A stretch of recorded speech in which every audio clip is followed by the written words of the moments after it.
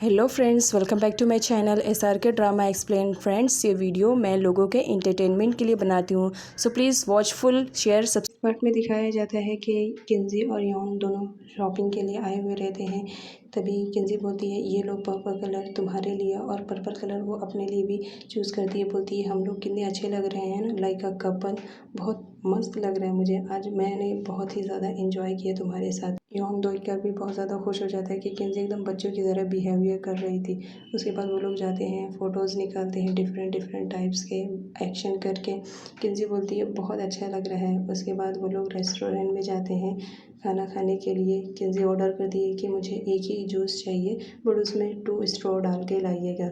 उसके बाद वेटर एक जूस लेकर आता है जिसमें 2 स्ट्रॉ रहते हैं, वो दोनों एक साथ पीते रहते हैं। किंजी बोलती है, कितना अच्छा लग रहा है ना, आज फर्स्ट टाइम मुझे बहुत ज़्यादा मज़ा आ रहा है। मेरे ऐसा लग रहा है कि मेरा ड्रीम है। तभी हमारे जियन को दिखाया जाता है, वो जाता रहता है और देखता है कि किंजी और यॉन दोनों ने एक ही जैसे सेम कलर के कपड़े पहने हुए रहते हैं। वो बोलता है, हाँ, तो ये लोग ये सब कर रहे हैं। उसके बाद किंजी बोलती है, चलो आज मैं तुम्हारे घर जाना पसंद करूँगी। यॉन बोलता है, ठीक है, चलो मैं तुम्हें लेकर चलता हूँ। किंजी बहुत ज़्यादा खुश हो जाती है और बोलती है, चलो।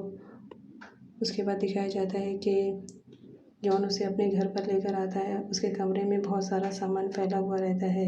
तो किंजी बोलती है, क्या मैं पहली लड़की हूँ जो तुम्हारे कमरे में आई हूँ?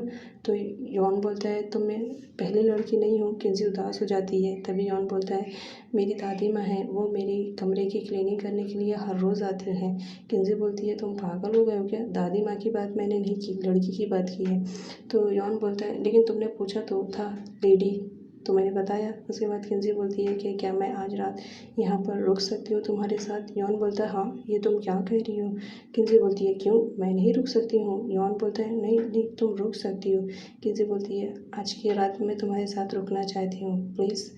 इधर दिखाया जाता है, जियांग लेटा रहता है। क्यों आती है, बोलती है, क्या हुआ, तुम्हें कुछ चाहिए? तभी हमारा जियांग उसे पकड़ लेता है और बिस्तर पे घसीट लेता है और बोलता है, तुम यहाँ बैठो, और उसकी गोद में अपना सर रख कर सोने लगता है। बोलता है, बस तुम यहाँ बैठे रहो, मुझे बस यही चाहिए, मुझे तुम्हारी ज़रूरत है। उसके बाद कियो वहीं पर बैठे बैठे सो जाती है। उसे पता भी नहीं चलता कि कब वो जियन के कमरे में ही सो गई। इधर दिखाया जाता है कि यॉन का बुरा हाल रहता है। फर्स्ट टाइम कोई लड़की उसके कमरे में रहती है। वो सोचता है, मैं क्या करूं? उसके बाद वो वहां से उठता है और भागता हुआ वॉशरूम में जाता है।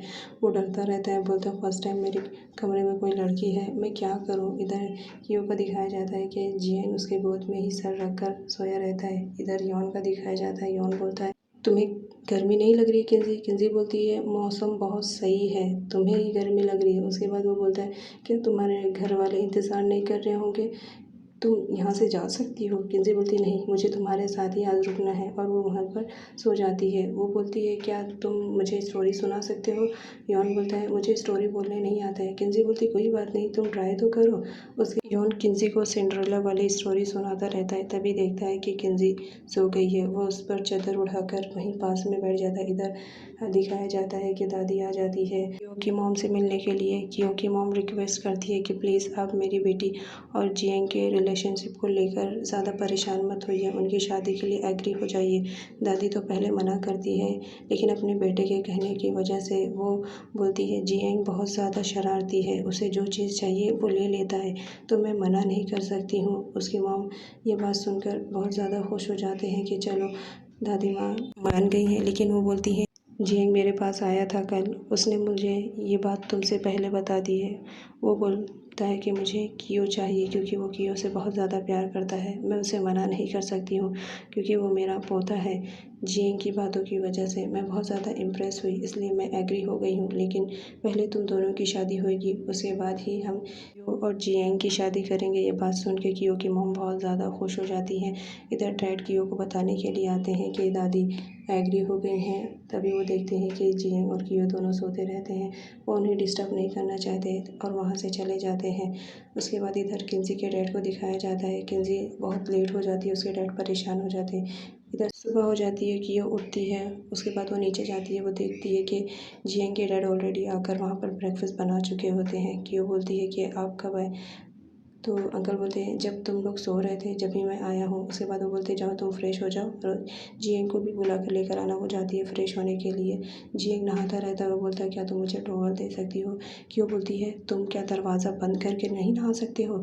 क्यों बोलता है ठीक है मैं जा रहा हूँ दरवाज़ा बंद करने के लिए। वो बाहर निकलता है वैसे क्यों चिल्लाते हुए बाहर निकल जाती है।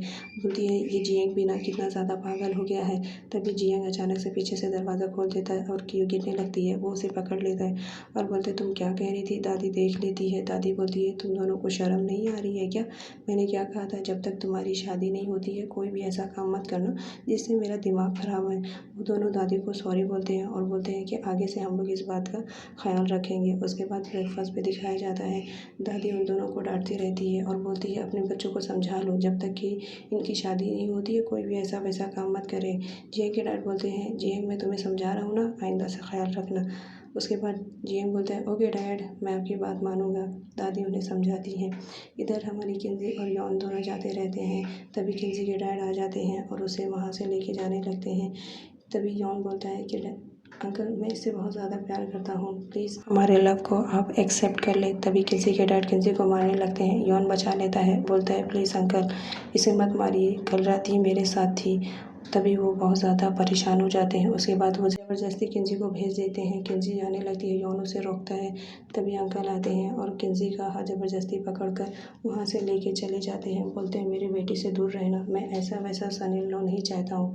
जो मेरी चॉइस का रहेगा मैं उसे लूँगा। इधर यॉन का कॉल आता है किंजी को। यॉन बोलता है उसे कि तुम्हें मालूम है किंजी के डैड ने मुझे साफ मना कर दिया उन्हें कोई और पसंद है। वो किंजी की शादी किसी और से कराना चाहते हैं। क्यों बोलती है तुम फिक्र मत करो तुम बहुत ही अच्छे लड़के हो उसके डैड तुम्हारे लिए मान जाएंगे। तभी वहाँ पर जियंग आ जाता है। तो जियंग बोलता है ओह तो इतनी सी बात पे तुम बहुत ज़्यादा परेशान हो गए। तुम देखो मैंने कियो को लेकर कितना ज़्यादा रिस्क लिया तुम थोड़ा सा भी नहीं ले सकते हो क्या? उसे समझाता है।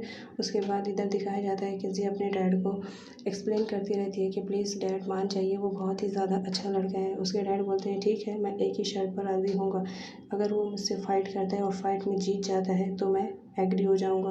इधर जियंग को दिखाया जाता है वो कियो का फर्स्ट लव लेटर पढ़ता है और पढ़कर कियो के पास फ़ोन करता है और बोलता है कि तुम इस वक्त कहाँ हो?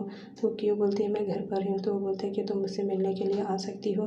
कियो बोलती इतनी रात गए तुम्हें क्या ज़रूरत है मुझसे मिलने के लिए? वो बुलाता है बोलता है नहीं मुझे तुमसे मिलना है। उसके बाद कियो एग्री हो जाती है बोलती है ठीक है बताओ मुझे कहाँ आना है? तो जियंग बोलता है ठीक है मैं तुम्हें बताता हूँ कहाँ आना है। उसके बाद इधर दिखाया जाता है यॉन बहुत ज़्यादा परेशान होता है। वो सोचता है कि मैं किसी भी हाल में किंजी को छोड़ नहीं सकता। उसने मेरा तब साथ दिया जब मुझे बहुत ज़्यादा ज़रूरत थी किसी फ्रेंड की। उसकी अच्छी मेमोरीज़ को याद करके वो सोचता ही रहता है कि नहीं मैं किंजी को किसी भी हाल में खो नहीं सकता हूँ। मैं उसके डैड से फाइट ज़रूर करूँगा और जीतूँगा भी। उसके बाद यॉन की नज़र किंजी के दिलाए हुए सूट पर पड़ती है। उसे समझ में आ जाता है कि नहीं मुझे किंजी को खोना नहीं है।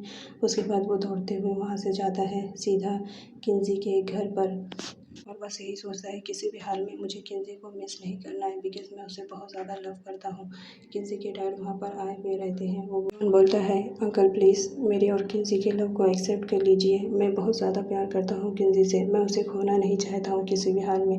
अंकल बोलते हैं ठीक है फिर तुम मेरे साथ फ़ाइट करो। अगर फ़ाइट में तुम मुझसे जीत जाते हो तो मैं किंजी को तुम्हारे हवाले कर दूँगा। किंजी और यॉन बहुत खुश हो जाते हैं। लेकिन डैड बताते हैं कि अगर वो हार जाएगा तो तुम फिर दोबारा किंजी की लाइफ में कभी वापस पलट कर देखोगे नहीं। यॉन उसके लिए एग्री हो जाता है। किंजी के डैड उस खेल में बहुत ज़्यादा एक्सपर्ट रहते हैं जिसकी वजह से यॉन हारते रहता है। तो किंजी बोलती है मैंने कहा था मेरे डैड इस खेल में बहुत ज़्यादा चैम्पियन है। लेकिन यॉन हार नहीं मारता लास्ट टाइम तक लड़ता है। बोलता है नहीं मैं किसी भी हाल में तुम्हें खोना नहीं चाहता हूँ। किंजी रोती रहती है। उसके बाद किंजी रोते रोते जाती है उसे किस कर देती है। तभी यॉन के अंदर समझो एनर्जी आ जाती है। वो उसके डैड को हरा देता है। उसके डैड हार जाते हैं। ये देख कर किंजी बहुत ज़्यादा खुश हो जाती है और वहाँ से कियो को लेकर चली जाती है। किंजी के डैड बोलते हैं ये लड़का बहुत सही है मेरी बेटी के लिए और खुश हो जाते हैं।